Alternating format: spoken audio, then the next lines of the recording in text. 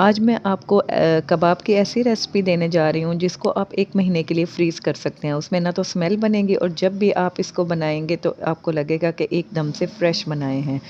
तो चलिए बनाना शुरू करते हैं। यहाँ पे मैंने कुछ जो है लहसुन के लिए हैं, ढेर सारे लिए हैं और 2 इंच का टुकड़ा लिया है अदरक का और 6 से 7 हरी मिर्च लिए हैं।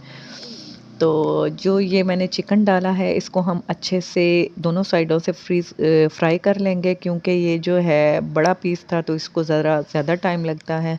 तो मैंने साथ में कुछ बोन का चिकन भी लिया है ताकि इससे हमारे कबाब का अच्छा टेस्ट बने। आधा किलो मैंने लिए तकरीबन 1 किलो मेरा चिकन है और आधा किलो मैंने ली है चने की दाल। तो ये मेरे पास है सीख मसाला और कबाब मसाला यानी शामी कबाब और चाट मसाला। इसको मिक्स करके तो मैंने इसमें डाल दिया है। उसके बाद जो है ये मेरा फ्राई हुआ इसमें सारा चिकन हम डाल देंगे ताकि हमारा अच्छे से गल जाए। तो इसको हम थोड़ा-सा नमक भी आप डाल लें अपनी ज़रूरत के मुताबिक। तो उसको हम रखेंगे साइड पे, अभी उसको कुकर नहीं लगाना। तो दूसरी जो मैंने हरी मिर्च सॉरी अदरक और लहसुन का पेस्ट बनाया है, इसको हम अच्छे से करेंगे फ्राई। फ्राई करने के बाद जो है इसमें मैं तकरीबन 4 से 4 जो है मीडियम साइज़ के टमाटर कट कर लेंगे छील के।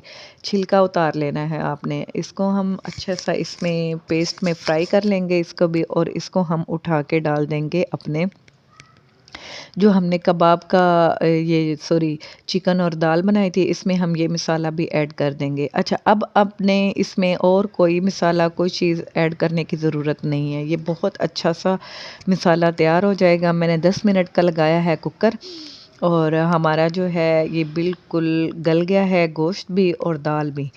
अच्छा दाल आप चेक कर लें अगर आपको लगे कि दाल ज़रा कच्ची है या जैसे भी है तो आप इसको दोबारा कुकर लगा सकते हैं। मेरा ज़रा इसमें पानी रह गया था तो मैंने फिर पानी बाद में भी खुश्क हो सकता है। तो इसको मैंने पानी को खुश्क करके इस सारे जो है मसाला इसको मैं दोहरी डंडे में पीस लूँगी। दोहरी डंडे में पीसने का एक अपना टेस्ट आता है। आप इसको ट्राई करेंगे तो आपको अच्छा लगेगा। 4 लिए हैं मैंने यहाँ पे अंडे। अंडे हम डालने के बाद जो है इसमें मैंने 2 से 3 चम्मच जो है वो सोया सॉस और चिली सॉस डाल के तो मैंने एक छोटा-सा प्याज़ चॉप कर लिया था, 2 से 3 हरी मिर्च चॉप की हैं और ये धनिया है। इसको डा ये बहुत अच्छा टेस्ट देता है इसमें जब इसको कच्चा डालना है। प्याज़ हमने पहले नहीं डाले तो मैंने इसमें ज़रा कच्चे डाल दिए हैं। ये बहुत अच्छा टेस्ट देते हैं। तो चलिए अब हम अपने कबाब को फ्राई करते हैं।